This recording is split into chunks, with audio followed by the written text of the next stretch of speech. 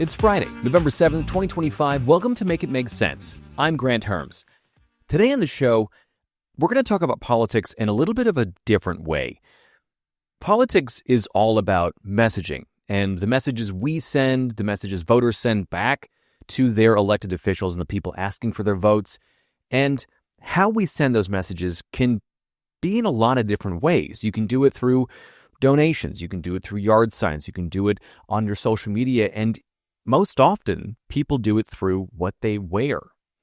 And now, I'm no fashion expert, but it's why I asked Lindsey Louise to come on the show today. She's the voice behind the official Nancy Drew newsletter on Substack, which is fantastic. She also writes a lot about fashion, specifically the fashion in politics. And there have been a lot of fashion statements in politics. You can think back all the way to Abraham Lincoln's hat. You can think about white wigs on the founding fathers and why they wore those at that point in time, why they kept up with the tradition. You can think about Obama's tan suit scandal. You can think about Jackie Onassis Kennedy and her regalness, bringing some elements of, maybe royalty is the wrong word, but a different air back into the White House. You can think of even Melania Trump during the first Trump administration, wearing a trench coat that had a literal message on it that said, "I don't really care, do you?"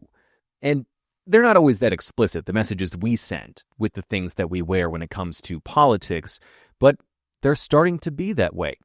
And I asked Lindsey to come on because she's also the author of a forthcoming book all about fashion right now coming from the MAGA world, and that it kind of breaks down into three different tiers, certain values, certain ideas and ideologies that are all mixed together in what is Make America Great Again culture right now, but they don't really work together, but they are talking to one another. And the way that those break down in sort of a hierarchy is really, really interesting. And it's something that I came across her talking about on her social media. I'll have links to both her Substack and the social media in the show notes for this episode. But before we get to the episode, make sure you're following or subscribe to Make It Make Sense on whatever podcast app you listen to it on. Like, subscribe, leave a comment below if you're a watcher on YouTube. Sign up for the Make It Make Sense Substack, where I've got a brand new, too long, tuned-out newsletter. It's your weekly wrap-up of all things Make It Make Sense, plus a little bit about what's keeping me sane and what I'm really interested in this week that maybe isn't politics, but it's definitely a good break from all that. And as always, share the show on social media. It's Mims News Pod. That's MIMS News Pod, all one word on every platform.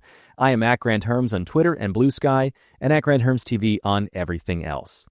All right. Let's get to my conversation with Lindsey Louise. You know, with the holidays around the corner, we're all going to parties, whether it's with your family, maybe it's a Friendsgiving, or the office holiday party where you're never really sure what to bring. Well, cookies will always do the trick. And with Molly B's gourmet cookies, you can bring bold, artistic craft cookies to your next party or even just to your own pantry. Each cookie is made in small batches to ensure a melt-in-your-mouth texture, exceptional quality, and unforgettable flavors. The Straight Fire, the one I like, marshmallows, chocolate, cinnamon cereal, and just a little bit of cinnamon whiskey.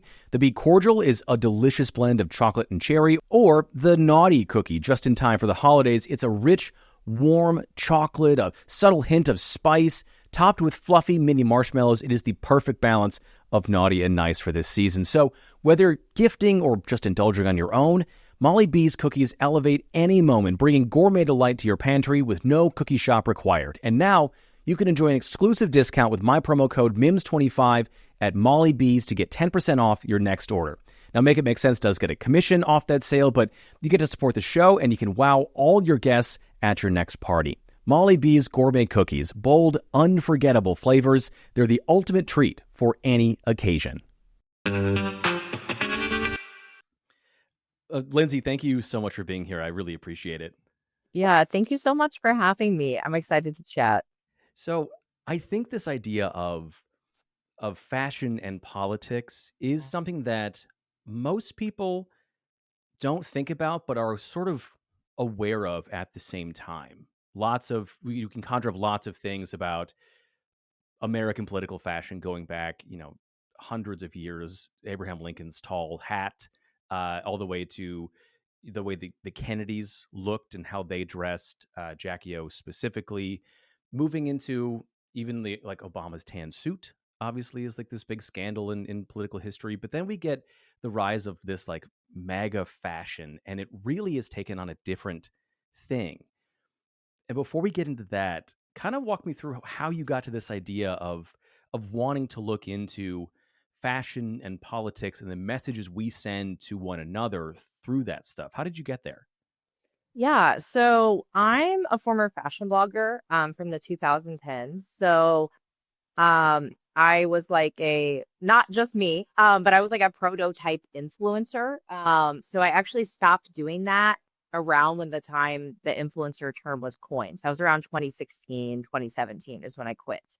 Um, I really love doing that. I at the time I was going through college, I was studying education and switched my major to English, and then I ended up teaching, going to grad school, different things like that. So I come from kind of a like non-traditional background, but I have a strong background in research. And from graduate school, I have two master's degrees, and so I have always been interested in fashion. That's like something that I love, whether that be just perusing by myself what is going on in the fashion world, or if it was me blogging about it in the past, or now also it's me like writing a book about it and writing a Substack through that lens. And so I always like, I love clothes and I love when people express themselves through clothes. And I feel like that's especially really important for working class people because there's so many outlets that, like, number one, can just be like super expensive and like unreachable. But clothing is something that everyone wears and everyone can do differently.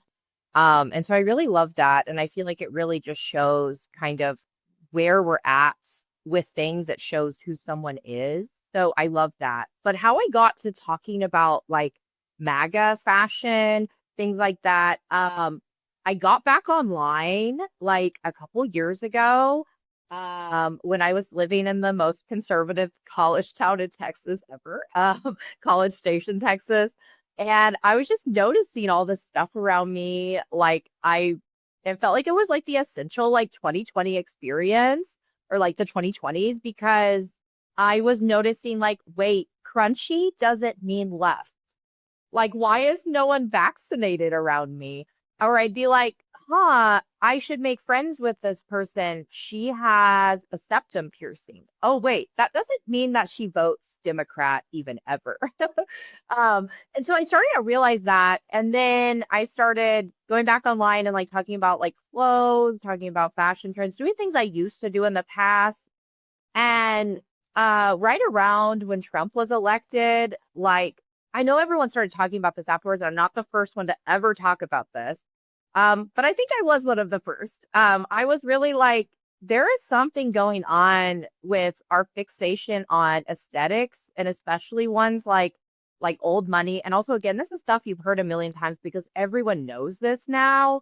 But I had been thinking about this for a while and I was just like, I wonder if Trump's going to win because everyone seems really conservative. And I'm picking this up from clothes, like just what people are wearing. And so I made a TikTok video about that and wrote a Substack piece and it went viral. And I was like, yeah, everyone agrees with me.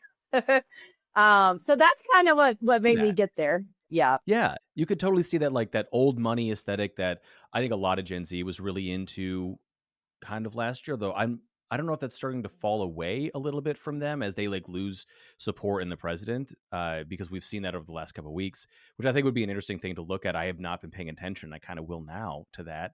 Uh, I also think that Trump's own personal style, this sort of thing that in can be called old money. Some people, I have even called it like dictator chic, kind of is this look that he prefers for his like design aesthetic, maybe not his personal aesthetic. uh I think also plays a role in that. But there's a whole bunch of things that I think are interesting in like MAGA fashion and aesthetic that seem to compete, but they all gel in this world. Like I don't think that the like crunchy trad wife anti-vax mom is the same person as, I guess, like what would you call like a Laura Trump or like a Mar-a-Lago sort of look. But I guess maybe we should break those down a little bit. So I know that on TikTok you kind of had some categories of what these looks are like. So can you walk me through those? I think women might be easier to start with, maybe. Yeah. And really with men, I kind of have, they're kind of like parallel-ish to each other, except Mm-hmm. for there's no parallel. And we'll talk about this like MAHA, Make America Healthy Again. There's no parallel for the men. So I make up something different. But anyway, let's talk through the women. So I kind of like, if you think like a pyramid, like a hierarchy of needs, and this is not placing people like that they mean more than the others, whatever. It's placing them within power. And so at the bottom, with the least amount of power, is where I'd place a woman I'd like to call like your Walmart aunt. She loves Walmart. She's always there. Also, I love Walmart. I don't love Walmart, but I shop there because I'm poor. Like, but and so, she's kind of like what people associate with like campy patriotic. They associate like or trashy patriotic. It's like who you would see. I mean, and I no offense to my family, I grew up around all these people. Like this is what I'm used to. You know, at the fireworks stand in the middle of nowhere or at the Trump stand. This is who is there. They're wearing, really kind of like flamboyant American flag stuff. And kind of their power is through their humor, in a sense. It entertains. That's their point. Um, you know, they like cruises, maybe they like, really like showing up to events very dressed up. A lot of times it's like the signs that are like, Trump is, or Jesus is my savior, Trump is my president, like that's, tied to different sorts of groups, but they're not really fixated on holding power. They don't want power. They like a show. They like a show and they think that they are really connected to the current president. They like that he likes them even though he doesn't. Apple. And it's so sad. Like it's almost so sad because like I just care about like the working class coming together like as one. And I'm like, they could be so close to coming together. Like they're so close. They're the ones that are gonna come over first. Right. Right. At least you would think so. Yeah, I would think so. I think they would be.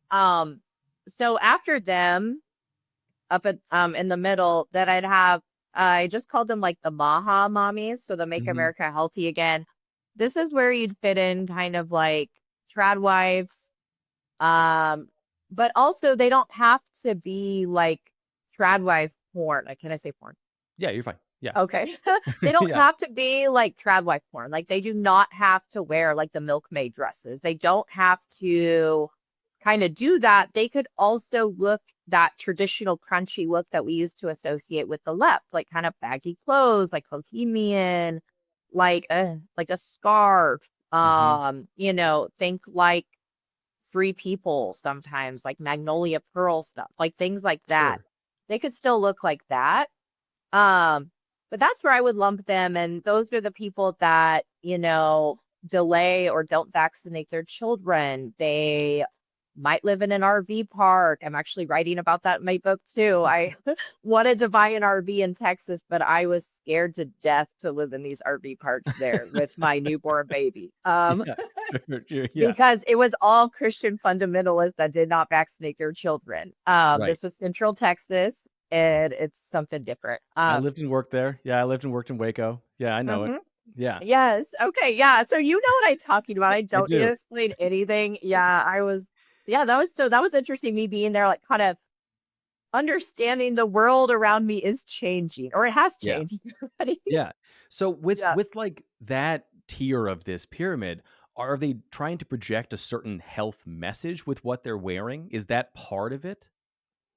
Because would you fit in like maybe a little more wealthy, but like, you know, Athleta wearing or Lululemon wearing like yoga mom sort of conservatives in that fashion tier too, or is that a different thing? I think a lot of it depends on wealth because Hmm. some of them could fit in there for sure. Um, it just kind of depends on what their focus is with this administration. So I would feel like at the bottom tier, like the Walmart ants, like their focus with this administration is like kind of like parade and theatrics. This is exciting. Like politics feels accessible to them, which is a whole nother topic I could talk about forever. But they like, and I get that. It's like they feel like, okay, somebody cares about me, or whatever. I feel like and I understand that rural America has been left behind, and it sucks. So that's what they think. And kind of in the middle with the Maha mommies, it's like they, just worship RFK Jr. They are like fixated. Their idea to this access of power is fixation on, the vaccinations that are being forced on their kids, and how none of the foods are healthy. And if they can get their family all these healthy foods individually and grow all their foods and do all their stuff, then they will be this like elite human, which is Nazi ideas and shit. But like, yeah, that's what they want. So that's where they get their power. So it kind of depends, like if it's a yoga mom, it kind of depends where she go. But I feel like enough at the top, which I'll mention in a second, like their power is like actual power, or power like through their husbands. They want political power. Like Maha mommy is like, they don't want political power. They just want, well, they might want to be influencers, but that's not political power. Like they have something going on. Right. They want the power of influence, but they're not necessarily like angling for a job at HHS, or they're not necessarily going to run for Congress as a like crunchy Maha mom kind of a thing. It's not like that. Right.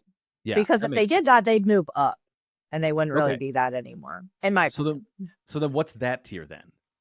So the top tier, I call them like the fake suits of power, because like a lot of them, like Pam Bondi and stuff, like they're all wearing these like hot pink power suits and stuff. And so those women, like they have some kind of political power. Either they're like, part of some nonprofit organization, or they're in the White House, or their husbands hold also some kind of power, stuff like that. So they're really involved, much more involved, like politically, and closer to the Trump administration actually than anyone else. And so those people, like with their clothing, they're often seen, like I said, power suits, dressed very feminine, full makeup. This is what, when people talk about like all the women working around Trump, like looking the same, having the same like plastic surgery done. And it's really strange. But in my mind, I always just think, like, I always giggle to myself. I'm like, yeah, they all look the same, because that's probably what he dictated in the handbooks for them to look like. And it's scary. Like, I'm not the type of person to be like, oh, like, feel bad for like a woman, like being, I wouldn't feel bad for Pam Bondi. I do not feel bad for her, but I do know that these women are like, I mean, they're just like other pawns for people. But again, I don't feel bad for them. So right. It is interesting to me. So that like that sort of Mar-a-Lago face where you can kind of see it evolve. I mean, like you look at somebody like Laura Trump, like I said earlier, you look at somebody like Kristi Noem, who I think is also like her specific fashion choices are really interesting. But even somebody like Caroline Leavitt or Kimberly Guilfoyle, Don Jr.'s forever fiance, apparently, like like they all sort of have the same facial transformation, and they sort of lean into this like kind of Fox News-ish look, although like there is a lot of almost cosplay happening, is what it kind of feels like to me at that highest level. It feels inauthentic in a way that they're sort of wearing a uniform. Is that part of it? Like it is very in-group, out-group in that, even when it boils down to like the nose jobs, I definitely think so. That's kind of like the whole thing. And I keep talking about like a theatrical performance, but that is what MAGA is. It's a theatrical performance. The Nazis were a theatrical performance.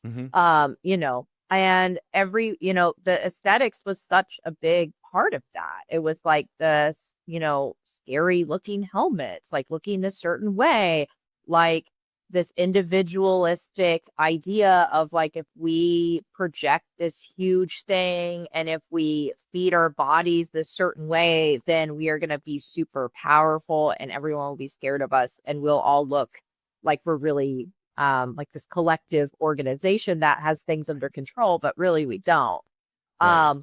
And you know, a lot of people in power and like dictators and fascists, they hide behind aesthetics. And so I found it really interesting that, like, I love aesthetics, of course, but I found it interesting that, you know, in the past few years and leading up to the Trump being elected, is like everyone's fixation on aesthetics, and it Mm. means more than, um, you know, even the subculture or what is said. It's just aesthetics. And so I think that, you know, that also played into the fact that, like, we have this administration and people are paying it, you know, and so many people have bought into it. I'm kind of going off topic, but No, no, no, not at all. Not at all. Because I think that part of it is interesting because like all of this stuff is about sending signals and sending messages about, you know, what somebody believes here or what they want to project to be believing.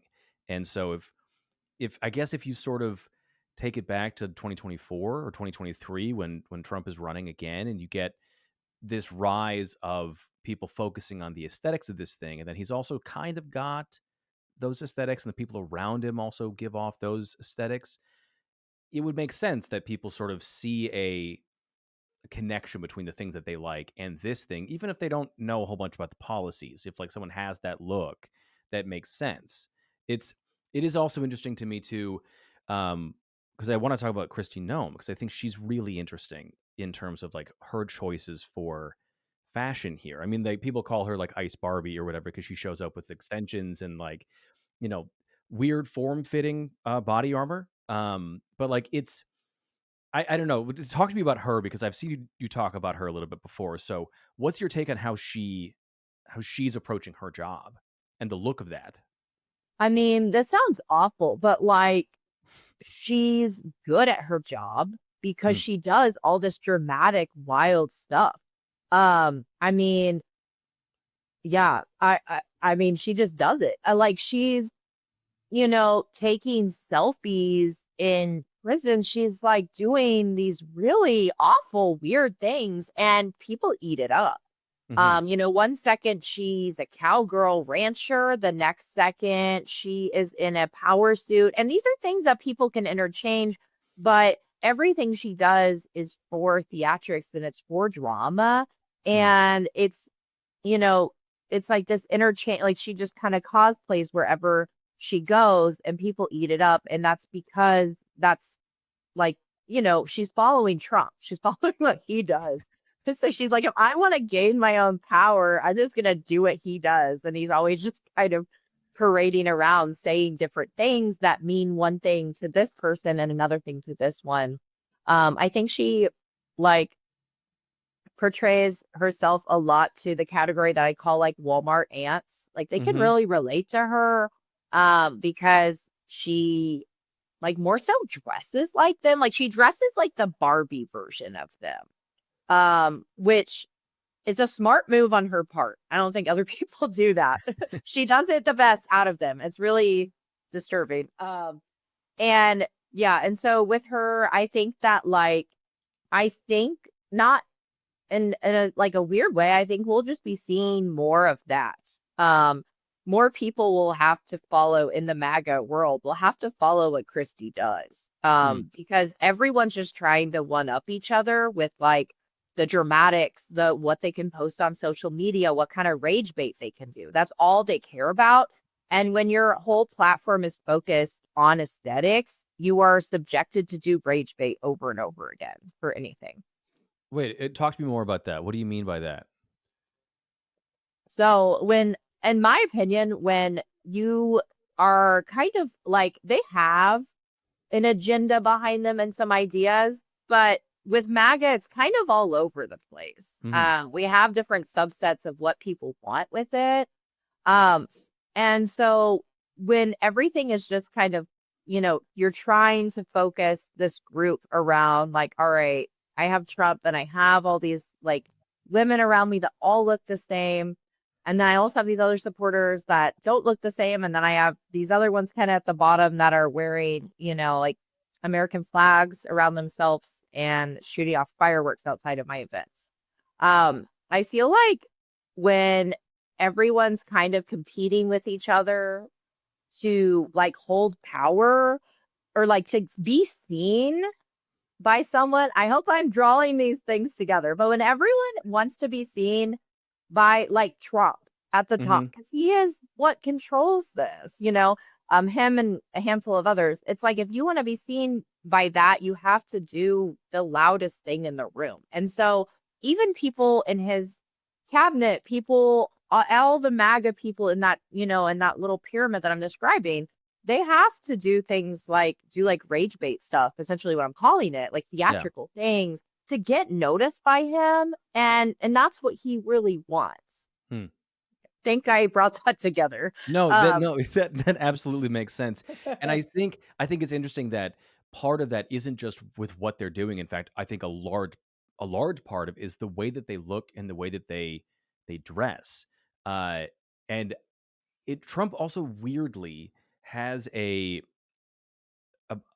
approach that I wouldn't expect from him, given what like the ideals of MAGA are. He has a weird approach to the men around him and the way he wants them to look in a way that is like, it's always surprising to me when he comments about like whether a man is good looking or not good looking or those kinds of things. Cause like it's a little odd. Like I don't know how else to say it. Like it's just unexpected from him being like 79 years old and like who kind of wears the same thing every single day. But I guess it's a good place to like move on to the MAGA men of this thing and the performativeness of that, because there is a part of, and maybe this is just because I'm a guy and I like pay attention to men's fashion, but there's a part of looking at the men who were in the MAGA movement and in the administration, to me, that feels in some ways more performatively masculine or hyper masculine as a counter to like the performative hyper femininity that is on the other side for women in MAGA. But I could be way off base because this is just the stuff that I look at. Yeah. And I think what you said about, Trump commenting on like, even, is this man attractive or not? It's because like I keep saying aesthetics, but that is all he cares about. Like that is it. So like if he, and also it's displaying this like he is in charge. He wants everyone around him to fit this certain vision of what he thinks is attractive, especially the women, and the men, just kind of like what he would feel a woman would think is attractive. I don't know. And yeah, and don't twist yourself in too many knots trying to figure out what he's thinking. You'll go crazy. I know. I was like, wait, I don't even know. I'm not even going there. I don't even know. So yeah, so with men's fashion, and I mean, the men's like I mean, it's so important. It's like harder for me to wrap my head around just because it's like, I don't know. It's like complicated, I feel like, but I feel like at the bottom again, just like that triangle or like the pyramid that I envision in my mind when I think about this. At the bottom, I would have, I even forgot what I called them because I just made it up on the spot. It's like truck stop shoppers, something. Sure. Sure. So I have them at the bottom. They're the same as the Walmart ants. It's, again, it's just kind of like the over the top patriotism. It's, kind of what even the left would wear on 4th of July, in the 2010s. You're like just wearing, like, honestly, I'm wearing the shirt that says she thinks my tractor's sexy today. I don't know. Everybody wears things like this. It's campy, it's fun, but for them it's truly like this devotion. To the idea of this country, things like that, wearing lots of shirts that, are very like pro police officers, and even more wild stuff. So anyway, so you have them at the bottom. Again, they're working class traditionally, but they might not be. They might be more than that, but they don't hold a lot of power. Right. And then in the middle, because you don't really have the Make America Healthy Again necessary. I mean, you do have them for men, of course. Sure. But That's where I would put more of kind of, I don't know, like techie, like tech bros. Um, Oh, so I would, interesting. yeah, and I don't even think I went through this on TikTok. So I'm also like thinking of this in my mind right now. So yeah, there has to be a spot for them, but it's not like the Peter Thiels. It's like the Like people like below them because the the Peter Thiels. biohacky bros, like the people who like drink like Huel or like would like kind of like the finance guys who like wear the vests or wear the and the button ups, kind of like those guys, like the fintech look. Yeah, but I don't think they're as relevant or as evil. I don't know because Hmm, that's kind of like that kind of fashion, I feel like can be seen in a lot of different places now. sure. Um, so I feel like, in like the 2010s, that was very the standard of that. And people still talk about it today. And it still is. But I feel like the techie kind of guys, which like, and I'm just gonna look at the big ones in general. So you can look at like Elon Musk, you can look Yeah. at Peter Thiel. They the way that they dress is not like that at all because they're the ones that hold power. And then there's, ones that I don't even know about that are a little under them that would Right. probably all be about the same. So when I think about the tech people that like the tech guys that have power, um, they kind of dress in this like kind of a mixture of like somebody that like would pretend to be in some rank in the army and they're not. They would also kind of dress like an upscale, like rich guy.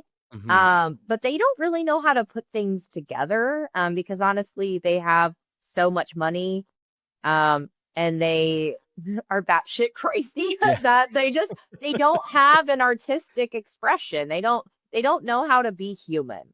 honestly. Because once you're so wrapped in that world of tech now, like we used to think tech was liberal. Yeah. And it was. Even I remember my husband was like, yeah, when he finished his PhD program, he was going to go into tech and he was so Hmm. excited. He's like, thank God I didn't do that. And I used to know a bunch of people too that like it was so exciting. I'd be like, "Oh, my friend, he just got this job in tech, whatever." It was cool. And and then things changed. And Yeah. now and it's like, you hear all like the tech like overlords being like, they're all building bunkers. They're Hmm. all like talking about the antichrist. They're all like and like they've lost their mind. So the things that they wear are just really weird. And I don't think that they can really relate to anything because they're so removed from what it is like, what a human experience is like. So I think their fashion's just wild. Yeah, it is wild. It also seems like an extension out of kind of like the Mark Zuckerberg like hoodies to work or hoodies under a blazer kind of look from the 2010s, and it just sort of kind of got weirder as it went. I mean, like when we think about like someone like Elon Musk and think about him standing in the Oval Office in like a big black like wool coat with a t-shirt and a belt buckle and a hat on, which is like very, very odd, and very curated, obviously, for like kind of what he wants. Even if it is sort of slapdash thrown together, it's still sending a message there about what he cares about and why he's there. But who's at the top tier of this? Is it like people like Pete Hegseth or JD Vance or even Trump himself as like a fashion look? I actually the text at the top. I like. Text at Yeah. the top. They're at the top. They're higher than the JD Vance people, in Okay. my opinion. Yes, they're higher. Um, and yeah, I would put like, oh yeah, because I called the middle, I called them the wannabe war crimes kin. Because like Pete had like you could think, I mean, his tattoos have been a conversation that so many people have had. Mhm. I mean, even I think it was Biden like didn't allow him to do something because he Yeah, he had. wasn't yeah, he it wasn't even Biden, it was the Secret Service didn't let him, like, be a guard basically for the Yes. inauguration. Yeah, yeah. Yes, and it's like, yeah. And so I would lump people like him, um who are kind of new to this administration with being involved in whatever sector it is, it's not even necessarily like military. Mhm. But someone that's really focused on kind of these very masculine aesthetics, because like the techie, like at the top, they're not focused on that. They might not even be straight. Like it Mhm. doesn't, that's so different. In the middle though, they have to be super masculine. Yeah. Because they're portraying this image of what justice, the military, war, like corrections, whatever it looks like in this society. And that's the way that Mhm. Trump wants it. He wants it like super hard and super defensive, and he wants it to be projected as scary. So Right. And I suppose Pete Hegseth does do some of that, although I think his like American flag line suits are maybe dip more into that like truck stop shopper kind of tier because it feels very showy. It feels very like I don't know, PT Barnum-esque. But then you think about too like Hegseth's speech to all these generals about the aesthetics of how he wants all these, soldiers and Marines to look. That was his like no fat generals speech or whatever. Like that's that's also very interesting to me. I relate him to like a Christie, because they are both Yeah. interchanging in these places, like in where they're supposed to be at. They interchange, and I think they do it because they might not be very good at their jobs. And they need this, like they need, Trump to be like looking at them. They need Yeah. this, they need to be affirmed that they're good. They need to be like like coddled in this way that I am doing a good job. But I think they also, they want their own power. Mhm. Or maybe, I bet that's what they're thinking in their mind. And they are trying to appeal to many different people. And they do this like through changing their clothes for Mhm. certain audiences. And yeah, I think with Hegseth, like, being like the no fat generals thing, like again, with the aesthetics of this administration, like just going so far to dictate like what a body looks like, what is put on that. It's so important for them because when it boils down to it, there's no unifying thing for MAGA. It is Mhm. a mess. Like, and they have to put on this dramatic play for anyone to think that there's anything going on. Sure. Can I ask you about one specific thing before we talk about fashion on the left a little bit here? Mhm. And it's recently there's been a lot of focus on the the widow of Charlie Kirk, Erica Kirk, her leather pants that she wore uh to was it the turning point you would say was it the memorial? It wasn't the memorial. It was last weekend or 2 weekends ago. Regardless, Oh, I think she was at Old Miss, but I don't think it was the that's what it memorial. was. It was Yeah. The Ole Miss turning point, whereas she like hugged JD Vance and like it sparked a ton of rumors about JD Vance and Erica Kirk because their physical interaction was weird. But like the choice of the leather pants in this moment is like it's an active choice to do that, and one that she's not oblivious to. She's somebody who's been around this circle of people and circle of power long enough, and like she's certainly in sort of the hierarchy we've been using here. She's above, I think that Maha tier, right? Yeah, She's a she's at the top. Yeah. yeah. So what's up with those pants? Yeah, it's kind of funny. And I just talked to someone at the Wall Street Journal about this today. And so what I told them was that I think that she is just kind of like she wants to display like not just display her sexuality, but like she wants to show that like she can fully transition into like what I would label the fake suits of power. Because Hmm. she's up there. But you have to be hot. You have to be hot, and you have to be like, willing to be like showcase your sexuality. Like you have to do that Yeah. because like the people on Fox, they do that. Like she wants to be, she wants to be in the public eye. She wants to, and she has been, but she wants to keep pushing that. She wants more. Um, And I think her putting on the pants, honestly, I don't really know why she did that. I don't know. Because it's so against everything that she talks about. And it is really a choice. But I think she wanted to show people that she's hot. I think she wanted to show JD fans that she's hot. I think she wanted to show Trump that she's hot. And that might be that might be a silly response from me.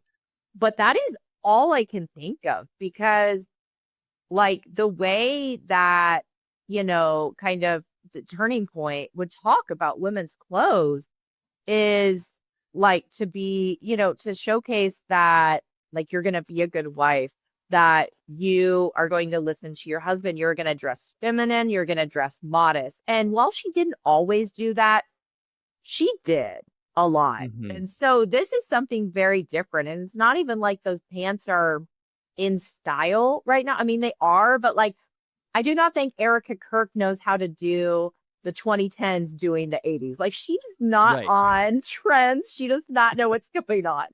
Right. So it was a choice, and it's to display like that she is hot. I don't know. We'll see what comes after this. I mean, but I think it is an interesting moment for somebody who right now is trying to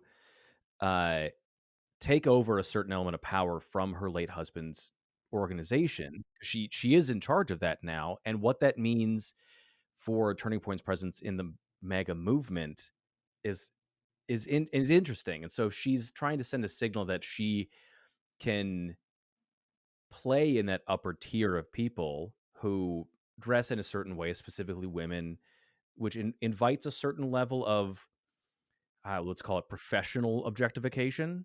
Because it's not the like trad wife porn milkmaid thing, but it's also not like super modest like Maha Right. You have homesteader. to be So hot for Trump. Like, Trump has to yeah. look at you every day.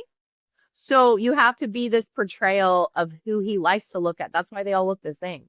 Mhm. So That's really interesting. So I think before we kind of like do some of the wrap up stuff here, I want to ask like, is there a version of this for the left? I mean, like, because at the very beginning you mentioned like, seeing somebody who also had a septum piercing, and that doesn't necessarily mean that they're a left wing voter. Um, but like, is there a version of these kinds of things on the left or not? Not really. yeah. So I wrote something about this on my Substack a while ago or over the summer. So I went Mhm. to the DSA, Democratic Socialists of America National Convention in Chicago. Mhm. And while I was there, I was looking at clothing as well as everything else. And so what I wanted to talk about there was that, what do people on the left wear to signal their values, or like, is there a cohesive thing at all? And what I really found through talking with members, talking with staff members for DSA, is that like really what a lot of people do on like at least within DSA, which I would just label as the left, showcase like kind of their values through their like various pins that they might wear, Hmm. through patches, through things that they've gained, through work that they've done. There was really absolutely no cohesive way of dressing. There might have been more like black, but that Sure. is it. And everyone wears black. There's black MAGA hats. I was just at Disney World. There were so many black MAGA hats everywhere. Hmm. Um, and so I think on the left, like I don't think there is this underlining fashion thing, like fashion style, aesthetic, anything, because that's not really what the left is focused on. And I'm not even being biased, but like there is not an agenda for aesthetics. Like, and I'm gonna be honest, maybe if there was, there would be some like people love aesthetics, but also Right. that's not what the left cares about. Like people with like strong moral values do not give a shit what somebody's wearing. They Right. don't. And there's a mayor race today in Minneapolis where I live, Omar Hmm. Fateh. And a lot of people, I talk to people about him and they're like, oh, well, various people, they're like, oh yeah, I just wish he had more charisma. I wish he was online more. And it's like, I don't know what to tell you. It's Yeah. not MAGA. Right. Like Right. it's not that. And so I don't think that the left has or needs, any sort of defining aesthetic because that's not what they're concerned with. If And yeah. if the left in the next, I mean, they have to in the next 6 months or so, they rally behind a singular leader, whether it's Harris again, whether it's Gavin Newsom, whether it's somebody else that we don't know yet.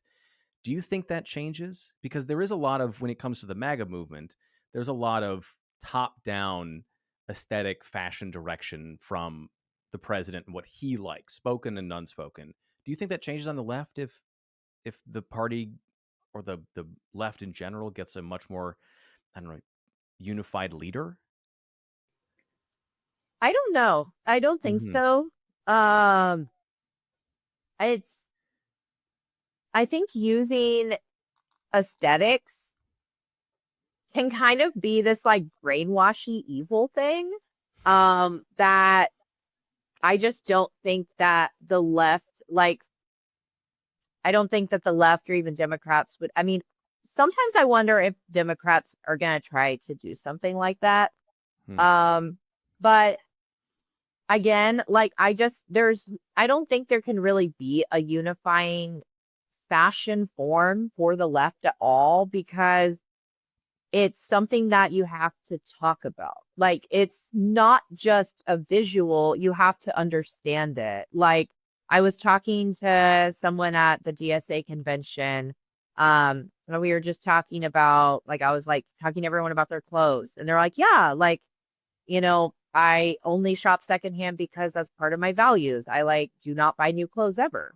But you look at them and you would have no idea. Or I talked Hmm. to somebody else and they're like, oh, yeah, like I made this dress myself. I make my clothes myself, but you would have no idea unless you talk to them.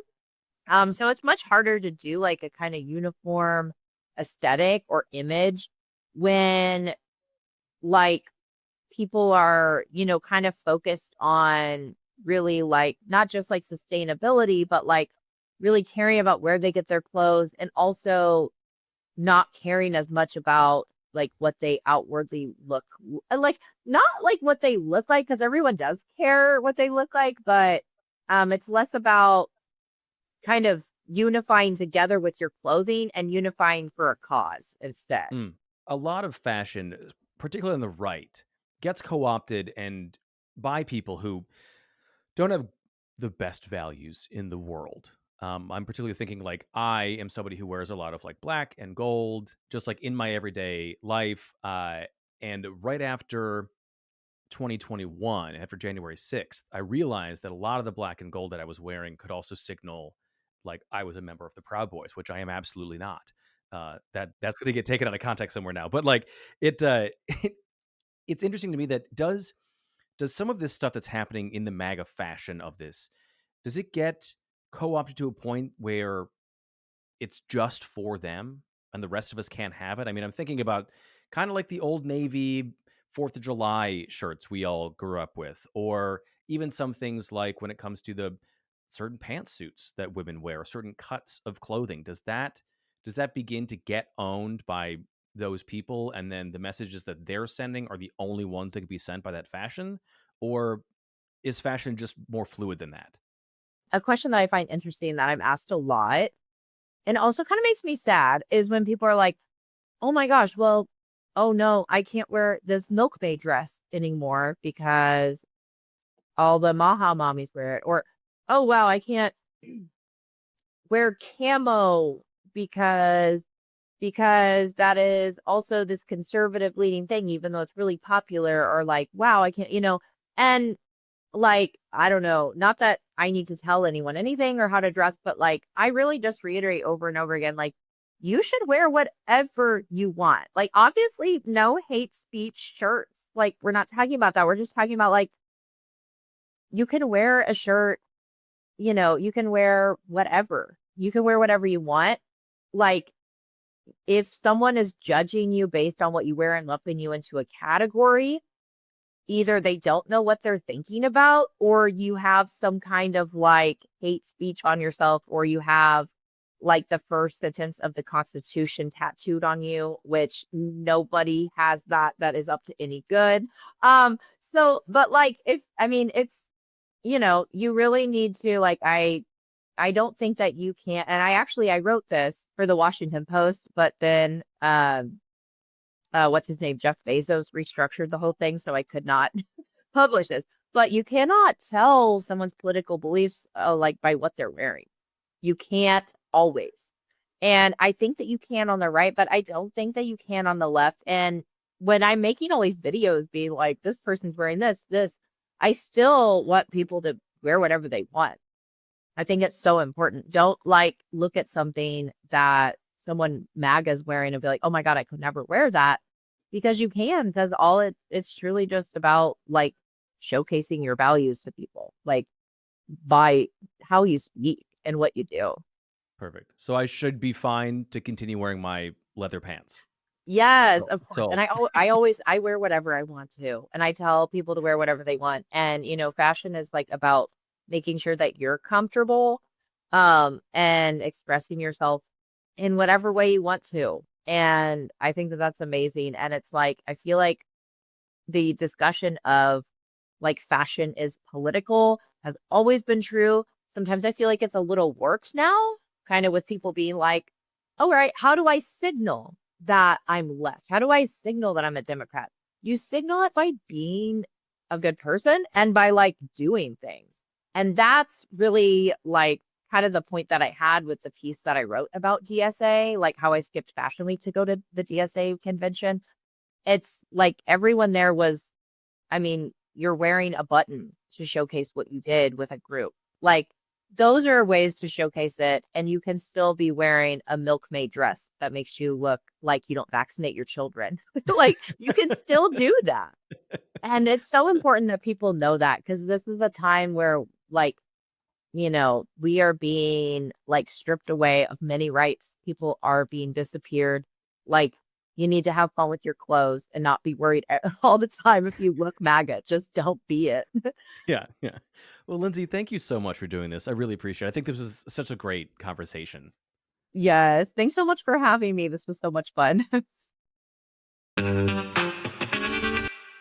I want to thank Lindsey again for coming on the show. I think it was a really great and really interesting conversation, something that is certainly outside of my everyday comfort zone. So I'm really glad she agreed to come on and give me some perspective on what it means to have fashion and politics intertwined. If you want more from Lindsey, you can find a link to the official Nancy Drew newsletter, her Substack. It's just brilliant. You really should go check it out. You can subscribe to that in the links in the show notes of this episode, and I'll also have links to her social media so you can follow her there, where she does a whole bunch of other stuff just like this conversation today that she can't quite fit into the newsletter. She is a must follow, I guarantee it. And that is it for today's episode. Please rate and review the show, whatever podcast app you listen to it on. Like, subscribe, leave a comment below if you're a watcher on YouTube. It really helps boost the show on that platform where more people can watch this and hopefully more people can make more sense of what's going on. And also subscribe to the Make It Make Sense Substack. You can do that for free right now as a free subscriber to get access to weekly newsletters, and paid subscribers get access to original reporting and analysis. Right now, it's every other week. It will be back to once a week once I launch something very new coming to MIMS very soon. So you don't want to miss out on that either, but you got to subscribe to get it. And as always, share the show on social media. It's MIMS News Pod. That's MIMS News Pod, all one word, on every platform. I am at Granthermes on Twitter and Bluesky, and at Granthermes TV on everything else. Thank you so much for listening today. I'm Granthermes, and I'll talk to you next week.